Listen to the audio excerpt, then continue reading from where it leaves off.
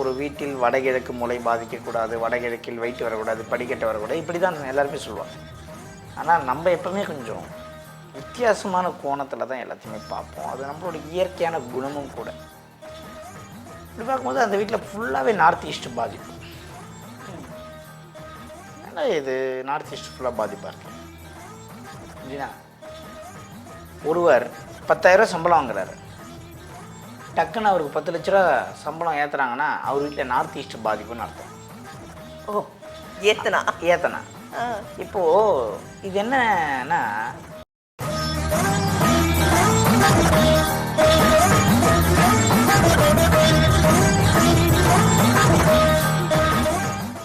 வாஸ்துன்னா இவங்க என்ன நினச்சிக்கிறாங்க, ஏதோ சொல்ல 4 மூளை வடக்கு கிழக்குன்னு இருக்குது. கிடையாது.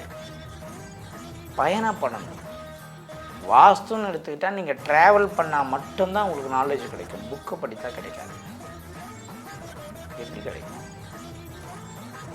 அப்போது ஈசானியம் பாதிக்கப்பட்டிருக்கு, பெரிய லெவலில் வெளிநாட்டில் வேலை செய்கிறாங்க. நம்ம என்ன சொல்லணும் அப்படின்னா, இம்மிடியே வேலையை விட சொல்லணும். ஓகே.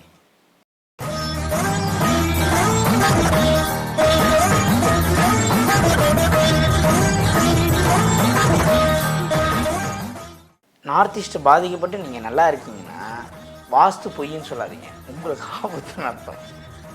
நார்த் ஈஸ்ட்டை பாதிக்கப்பட்டு நீங்கள் கஷ்டப்படுறீங்கன்னா நார்த் ஈஸ்ட்டை சரி செஞ்சீங்க. இதான் உண்மை.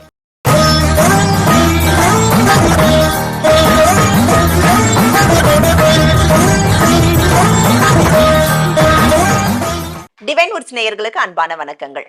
வாஸ்து அப்படின்னு சொன்னாலே நம்ம நிறைய நுட்பங்களை அதுல பார்க்க வேண்டி இருக்கு. அதே மாதிரி அதுல ஏற்படக்கூடிய அனுபவங்கள் அடுத்தடுத்து அதற்கான ஒரு தூண்டுதலை ஏற்படுத்தும் சொன்னா மிகையாகாது. அந்த வகையில நிறைய விஷயங்களை ஆராய்ச்சி பண்ணி நமக்காகவே பகிர்ந்துகிட்டு இருக்காங்க வாஸ்து நிபுணர் மற்றும் ஜோதிடர் சம்பத் சுப்பிரமணியம் அவர்கள். இன்றைக்கும் அவர்கிட்ட வாஸ்து குறித்த பல சந்தேகங்களுக்கான கேள்விகளை கேட்டு தெரிஞ்சுக்கலாம். வாங்க. வணக்கம் சார். வணக்கம் மேடம். சார், நிறைய இடங்களுக்கு வாஸ்து போறீங்க அப்படின்னும் போது நிறைய பலவிதமான அனுபவங்கள் இருக்கும். குறிப்பா சில சுவாரஸ்யமான அனுபவங்களும் இருக்கும் இல்லையா? அந்த மாதிரி ஏதாவது 1-2 நம்ம நேயர்களுக்காக. சுவாரஸ்யம் நிறைய இருக்கு. சமீபமாக சுவாரஸ்யம் சரி சொல்லலாம். சமீபமான சுவாரஸ்யம் என்னன்னா, இப்போ சமீபமாக ஒரு வாஸ்து பார்க்க போயிருந்தேன் ஒரு இடத்துக்கு. பொதுவாகவே எல்லாரும் சொல்லக்கூடிய விஷயம் என்னன்னா, ஒரு வீட்டில் வடகிழக்கு மூலை பாதிக்கக்கூடாது, வடகிழக்கில் வெயிட் வரக்கூடாது, படிக்கட்டு வரக்கூடாது, இப்படி தான் எல்லாருமே சொல்லுவாங்க. ஆனால் நம்ம எப்பவுமே கொஞ்சம் வித்தியாசமான கோணத்தில் தான் எல்லாத்தையுமே பார்ப்போம். அது நம்மளோட இயற்கையான குணமும் கூட. இப்படி பார்க்கும்போது அந்த வீட்டில் ஃபுல்லாகவே நார்த் ஈஸ்ட் பாதிப்பு. என்னடா இது நார்த் ஈஸ்ட் ஃபுல்லாக பாதிப்பாக இருக்கு அப்படின்னா, ஒருவர் 10,000 சம்பளம் வாங்குறாரு. டக்குன்னு அவருக்கு 10 லட்ச ரூபா சம்பளம் ஏற்றுறாங்கன்னா அவர் வீட்டில் நார்த் ஈஸ்ட் பாதிப்புன்னு அர்த்தம். ஓ, ஏத்தனா ஏத்தனா இப்போது இது என்னன்னா, சில பேர் எப்படி நினச்சிப்பாங்கன்னா, நார்த் ஈஸ்ட் பாதிப்புனா முதல்ல வேலையே கிடைக்காதே, அவருக்கு எப்படி வேலை கிடைக்கிறதே பெரிய விஷயம், அவருக்கு எப்படி 10 லட்சம் சம்பளம் இன்க்ரிமெண்ட் கிடைக்கும்? இவர் வாஸ்து சொல்வதில் ஏதோ ஒன்றும் குறை இருக்கிறது அப்படின்னு நினைப்பாங்க. குறை இருக்கிறதுன்ற சொல்கிறவங்களுக்கு கொஞ்சம் ஆழ்ந்து கவனிச்சிங்கன்னா உங்களுக்கு சப்ஜெக்ட் புரியும். நீங்கள் 4 சைட்டுக்கு போயிட்டு 4 விஷயத்த நீங்களும் உங்களை நீங்கள் அடுத்த ஸ்டேஜுக்கு கொண்டு போகலாம். அதாவது ஒரு வீட்டில் 90 வயசு, 100 வயசு, 110 வயசு வரைக்கும் வயசானவங்க இருக்காங்க அப்படின்னா நம்ம என்ன சொல்லணும்? அந்த வீட்டில் ஒரு துர்மரணம் அடைந்திருக்கும். ஓ, எக்ஸாக்ட் ஆப்போசிட் ஒரு விஷயம் நடந்திருக்கும். ஒரு அதிகமான ஆயுளில் ஒருத்தன் வாடுறான்னா இன்னொருத்தன் அதை மீதி கொடுத்துட்டு போயிட்டு இருப்பான். புரியுதுங்களா? இந்த விஷயம் புரியத்துக்கே சில நாட்கள் ஆகும் சில பேருக்கு. நான் சொல்ற விஷயங்கள் புரிஞ்சிடுச்சுன்னு வச்சுக்கோங்களேன், வேற லெவல். இப்போ நார்த் ஈஸ்ட் பாதிப்பு, இந்த வீட்டில் இருக்கிறவன் பெரிய லெவலில் சம்பாதிப்பானே அப்படின்னு நம்ம சொன்னோன்னு வச்சுக்கோங்களேன். ஆமாம் சார், பெரிய லெவலில் சம்பாதிப்பான், ஆனால் ரொம்ப நாள் உயிரோட இருக்க மாட்டான். அவனுக்கு சம்பாத்தியம் கொடுத்துருது. நார்த் ஈஸ்ட் பாதிக்கப்பட்டால் ஒருவன் அடிமையாக வேலை செய்ய வேண்டும், வாழ்வாதாரத்தை தொலைக்க வேண்டும், கடனாக வேண்டும், தன் தலையிலே பாரத்தை சுமந்து கொண்டு செல்லக்கூடிய ஒரு மனிதனுடைய மனநிலை எப்படி இருக்குமோ அப்படி அவனுக்கு இருக்கும். எப்படா இந்த பாரத்தை இறக்கி வைப்புன்னு இருக்கும் இல்லையா? இப்போ எப்படா பிரச்சனையிலேருந்து வெளியே வர வேண்டும் என்ற ஒரு மனநிலை அவனுக்கு இருக்கும். அதுக்கு மாறாக அவனுக்கு அதிக ஊதியம் கிடைத்தால் அவனுக்கு ஏதோ மிகப்பெரிய ஆபத்து ஒன்று வரப்போகிறது என்று அர்த்தம். ஓகே, வடகிழக்கு பாதிப்புல இவ்வளவு இருக்கு. ஆமா, வாஸ்துன்னா இவங்க என்ன நினைச்சுக்கிறாங்க, ஏதோ சொன்ன 4 மூலை வடக்கு கிழக்கு மேற்குது கிடையாது. பயணப்படணும். வாஸ்துன்னு எடுத்துக்கிட்டா நீங்க டிராவல் பண்ணா மட்டும்தான் உங்களுக்கு நாலேஜ் கிடைக்கும். புக்கை படித்தா கிடைக்காது. எப்படி கிடைக்கும்? அப்போ ஈசானியம் பாதிக்கப்பட்டிருக்கு, பெரிய லெவல்ல வெளிநாட்டுல வேலை செய்யறாங்க. நம்ம என்ன சொல்லணும் அப்படின்னா, இம்மிடியட்டா வேலையை விட சொல்லணும். ஓகே.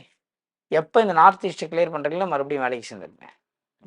இல்ல 2 வருஷம் 3 வருஷம் நான் இப்படியே தான் வேலை செய்வேன்னா ஏதாவது ஒரு அவருடைய உயிருக்கு அது ஆபத்தை விளைவித்துவிடும்.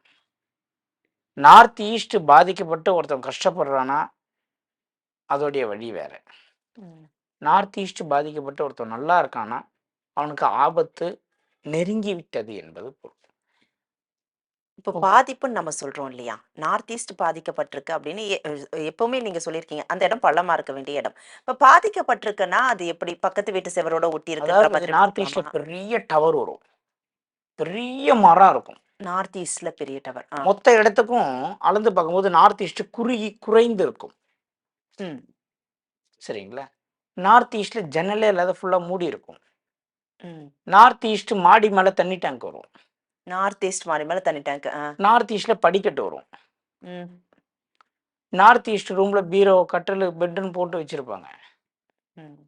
நார்த் ஈஸ்ட்ல வயசான பெரியவங்க தங்குவாங்க. நார்த் ஈஸ்ட்ல கார் பார்க்கிங் இருக்கும். இதெல்லாம் நார்த் ஈஸ்ட் பாதிப்பை குறிக்கும். இதெல்லாம் பாதிப்பு.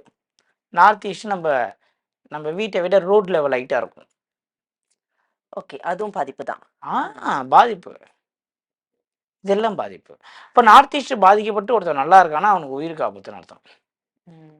நார்த் ஈஸ்ட் பாதிக்கப்பட்டு ஒருத்தன் கஷ்டப்படுறானா அவன் தப்பிச்சிருவான். எப்படியா இருந்தாலும் தப்பிச்சிருவான். அதை சரி பண்ண தப்பிச்சிருவான்.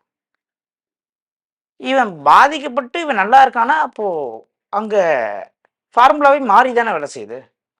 நார்த் ஈஸ்ட் பாதிக்கப்பட்ட கஷ்டப்படணும், ஆனா அவன் நல்லா இருக்கானா அப்ப அவனுக்கு ஏதோ ஒரு விஷயம் மாறி வேலை செய்யுதுன்னும் போது அவனுக்கு ஆபத்து வரப்போகுது.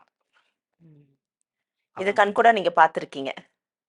இது எத்தனை பேர் மறுப்பு தெரிவித்தாலும் என்னால் இதெல்லாம் லைவா ப்ரூவ் பண்ண முடியும்.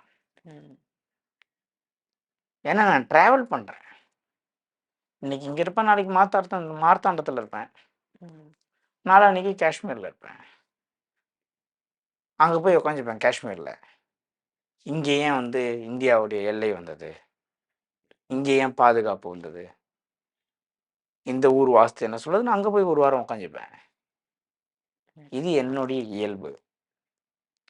நான் பயணப்படுகிறேன். நீங்க இந்த தமிழ்நாட்டில் எந்த ஊர், எந்த கிராமம், எந்த மாவட்டம் கேட்டாலும் அங்கே 4 பேர் என் கிளைண்ட் இருப்பாங்க.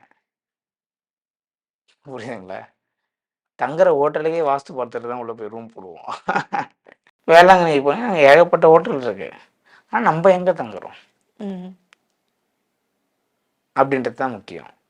அங்கே நான் வேளாங்கண்ணிக்கு போகிற இடத்துல ஒரு 4-5 இடத்துல ரவுண்ட் அடிச்சுட்டு அங்கே பார்க்கும்போது பெஸ்ட்டாக உச்சத்தில் வடி இருக்க மாதிரி 2 ஹோட்டலை பார்த்தேன். அங்கே தான் போய் ஹோட்டலில் ரூம் போட்டுத்தாங்கன்னா அவ்வளோ மன நிறைவாக இருக்குது. காலைல கிளம்பி போகும்போது எல்லாமே அன்னைக்கு டே ஃபுல்லாகவே நல்லதாக நடக்குது.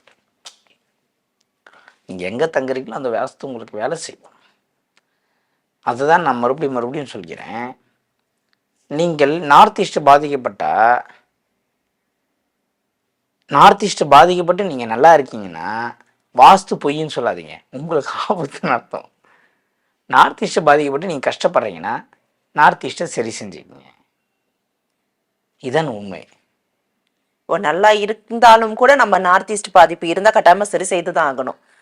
நார்த் ஈஸ்ட் பாதிப்பு இருந்து ஒருத்தர் நல்லா இருக்காருன்னு வைங்க, அவருக்கு ஆபத்துன்னு அர்த்தம். அதை சரி செய்யாத வரை சரிங்களா? இது கொஞ்சம் வித்தியாசமா இருக்கும், ஆனா இதான் உண்மை. ஆமா, ஏன்னா நிறைய பேர் சொல்லுவாங்கல்ல, வாஸ்து என் வீட்டில் சரியில்லைப்பா, ஆனாலும் நான் நல்லா தான் இருக்கேன் அப்படின்னு சொல்றவங்களுக்கான விளக்கம் இது. ஆமா ஆமா ஆமா ஆமா. என்ன பிரச்சனை எப்போ எங்கேருந்து வரக்கூடும் அப்படிங்கிறது தெரியாது. எப்பவுமே ஒரு விஷயம் நம்ம சொல்லுவோம் பிரபலமா, என்னன்னா புகழ் இருக்கிற இடத்துல வந்து சந்தோஷம் இருக்காது, சந்தோஷம் இருக்கிற இடத்துல புகழ் இருக்காது அப்படின்னு சொல்லிட்டு. எப்பவுமே ஒண்ணு கிடைக்கணும்னா ஒண்ணு இழக்கணும் இழக்கணும், அதுக்கு ஈக்குவலா ஒண்ணு இழக்கணும். அப்ப வாஸ்து அப்படிங்கிறது பொய் இல்ல, அந்த இடத்துல வேற பிரச்சனை வர்றதுக்கான வாய்ப்புகள் இருக்கு, அது கவனமா நம்ம பார்க்கணுங்கிறதா நம்ம வாழ்க்கை நம்மளுக்கு உணர்த்தக்கூடிய ஒரு விஷயம். இன்னும் நிறைய உணர்வுகள் வாஸ்து ரீதியா நம்ம வந்து புரிஞ்சுக்க வேண்டி இருக்கு. மீண்டும் அடுத்த சந்திப்புல இது குறித்து பேசலாம். இந்த நிகழ்ச்சியில கலந்தமைக்கு ரொம்ப நன்றி. நன்றி.